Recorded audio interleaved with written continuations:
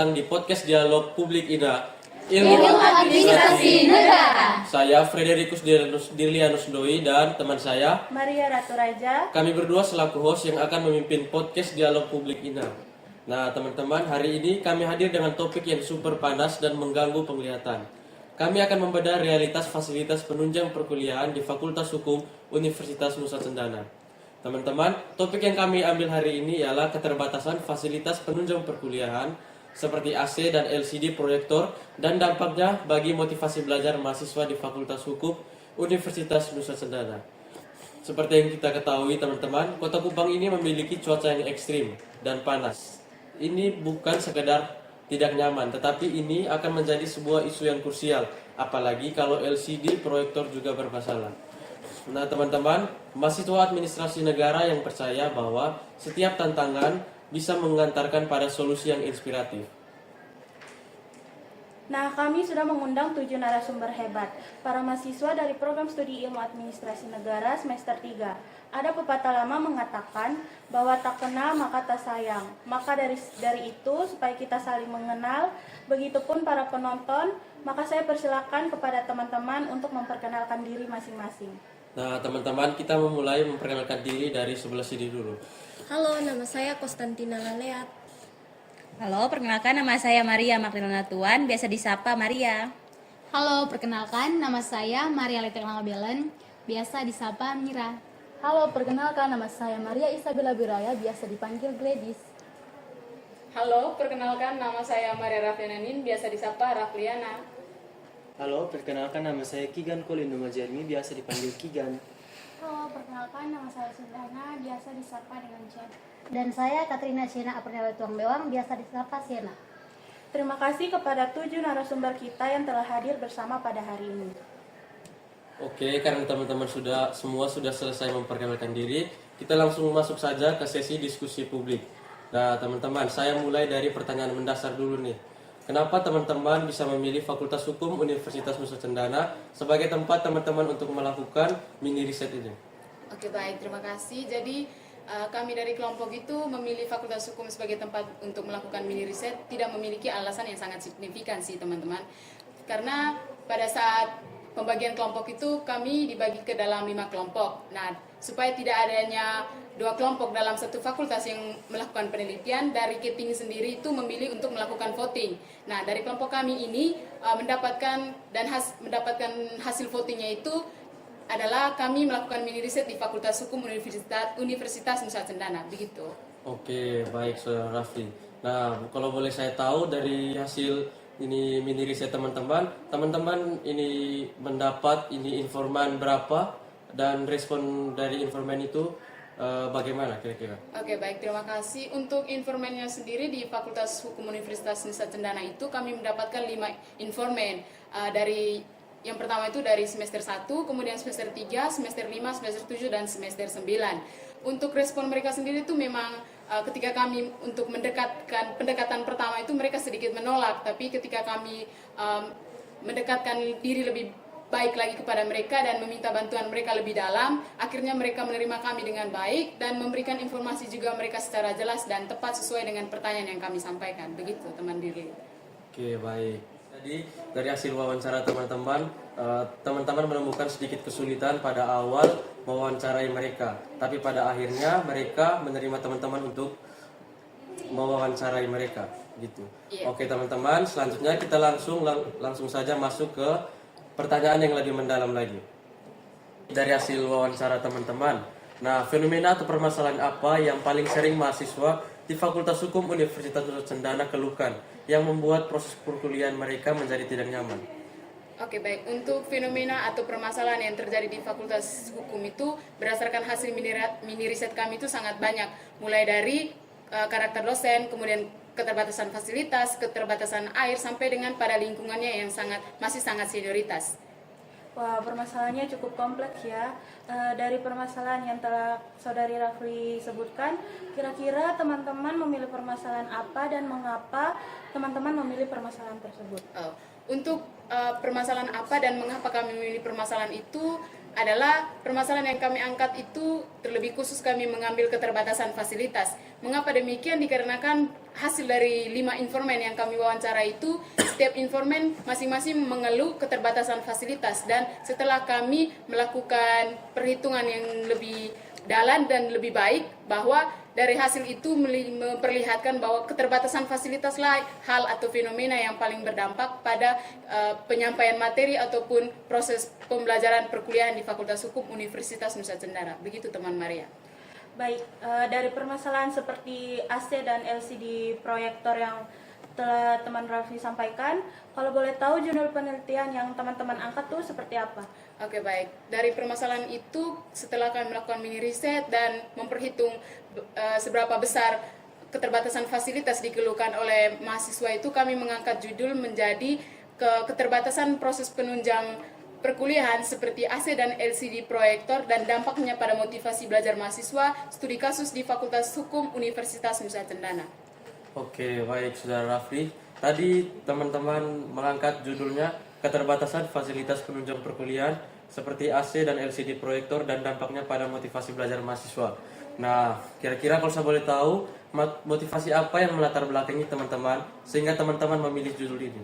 Oke, untuk yang melatar belakangi kami mengangkat judul ini, kita ketahui sendiri bahwa proses perkuliahan itu sangat bergantung pada ketersediaan dan kualitas dari fasilitas yang disediakan oleh kampus. Nah, di sini di Fakultas Hukum ini banyak sekali permasalahan atau fenomena yang terjadi pada fasilitas mereka, terlebih khusus pada AC dan LCD proyektor. Untuk AC ini kita ketahui sendiri bahwa Kota Kupang ini sangat-sangat panas, dan ketika melakukan proses perkuliahan di ruangan, tentu kita membutuhkan AC untuk memberikan rasa nyaman, seperti memberikan rasa dingin pada mahasiswa ataupun dosen, sehingga ruangan menjadi lebih aman dan kondusif, supaya mahasiswa setiap mahasiswa itu tidak sibuk mengipas diri masing-masing, sehingga materi yang disampaikan oleh dosen ataupun teman-teman yang melakukan presentasi itu dapat tersampaikan dengan baik dan jelas, serta tingkat konsentrasi atau fokus dari mahasiswa itu sangat-sangat baik. Kemudian untuk LCD sendiri, kita ketahui bersama bahwa untuk penyampaian materi sangat membutuhkan LCD. Dan dari LCD ini untuk tingkat kejelasan dan juga kualitasnya sangat dibutuhkan. Sehingga ketika tidak adanya LCD yang mendukung, maka proses penyampaian materi juga sangat tidak efektif. Maka dari itu kami mengambil bahwa memotivasi untuk mengangkat permasalahan fasilitas ini, untuk diri pihak fakultasnya itu mengatasi masalah ini dengan lebih signifikan dan lebih memperhatikan tingkat kualitas dan tingkat kenyamanan ataupun produktivitas perkuliahan di setiap ruangan, dengan memperhatikan dan juga meningkatkan kualitas dari fasilitas yang disediakan oleh kampus itu sendiri. Itu saja. Oke, baik. Begitu ya Saudara Rafli, motivasi yang melatar belakangi teman-teman sehingga teman-teman memilih judul tersebut. Nah, selanjutnya itu saya mau bertanya kepada Saudari Mira dengan Saudari Sena. Kira-kira tujuan penelitian yang dilakukan oleh teman-teman ini apa, dan manfaat penelitian yang dilakukan teman-teman ini apa bagi mahasiswa Fakultas Hukum Universitas Nusa Tenggara? Oke, baik teman Dirli. Jadi di sini kami mengambil 2 tujuan penelitian, yaitu tujuan umum dan tujuan khusus. Adapun tujuan umum dari penelitian kami ini, yaitu kami ingin mengetahui pengaruh keterbatasan fasilitas, terutama pada AC dan LCD proyektor terhadap motivasi belajar mahasiswa, dan juga mengukur tingkat kepuasan mahasiswa Fakultas Hukum Universitas Nusa Tenggara terhadap fasilitas yang sudah disediakan. Kemudian tujuan khusus dari penelitian kami ini, yaitu kami ingin mendeskripsikan tingkat kondisi fasilitas AC dan Infokus yang tersedia di Fakultas Hukum Universitas Nusa Tenggara, serta kami ingin mengetahui bagaimana persepsi mahasiswa terhadap ketersediaan fasilitas tersebut. Di sini kami juga mengukur motivasi belajar mahasiswa dan menganalisis seberapa besar pengaruh keterbatasan fasilitas AC dan Infokus terhadap tingkat kepuasan mahasiswa, khususnya fasilitas penunjang perkuliahan seperti AC dan Infokus. Kami juga membandingkan antara harapan mahasiswa dengan kondisi nyata fasilitas yang disediakan. Kemudian Dari penelitian kami ini, kami juga berupaya merumuskan rekomendasi kebijakan dan manajemen dalam perbaikan fasilitas agar motivasi belajar dan kepuasan mahasiswa itu bisa meningkat. Oke, baik Saudara Mira.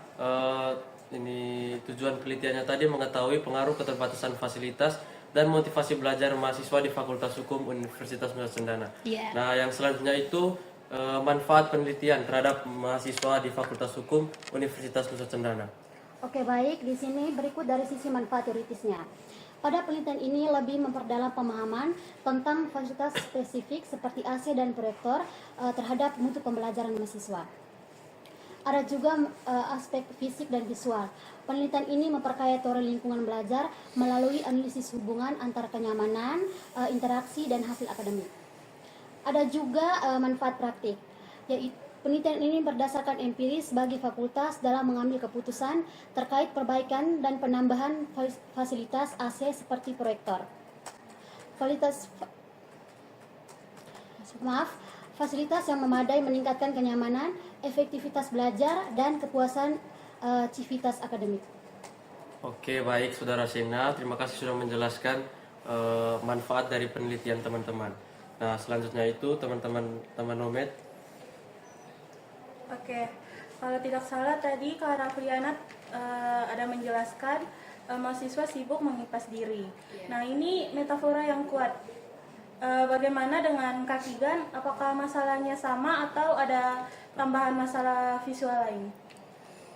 Ya, kalau dari saya memang ada masalah lain, terkhususnya untuk masalah visual, yaitu terbatasnya LCD atau proyektor.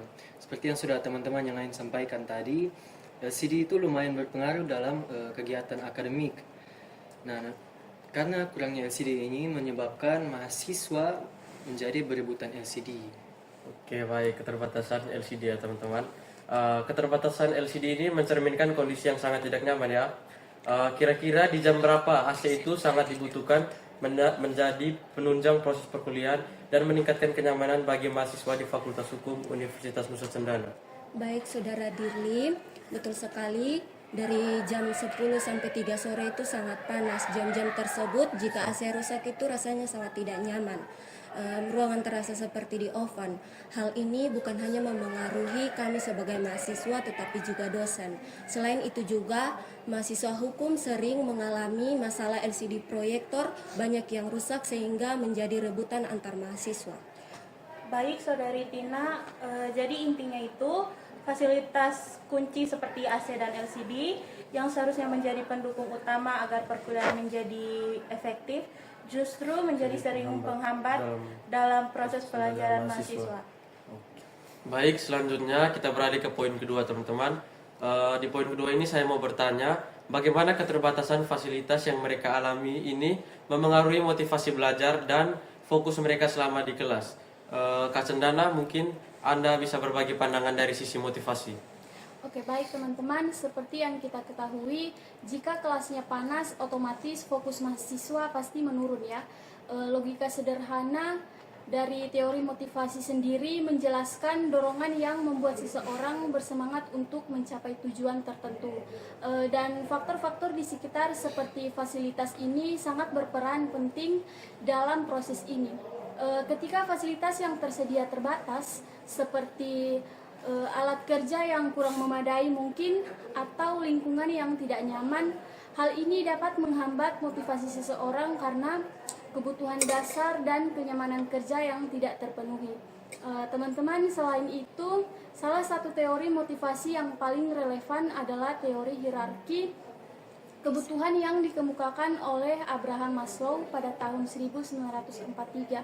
Menurut Maslow itu sendiri, manusia ini memiliki kebutuhan yang berjenjang mulai dari kebutuhan fisiologis hingga aktualisasi diri.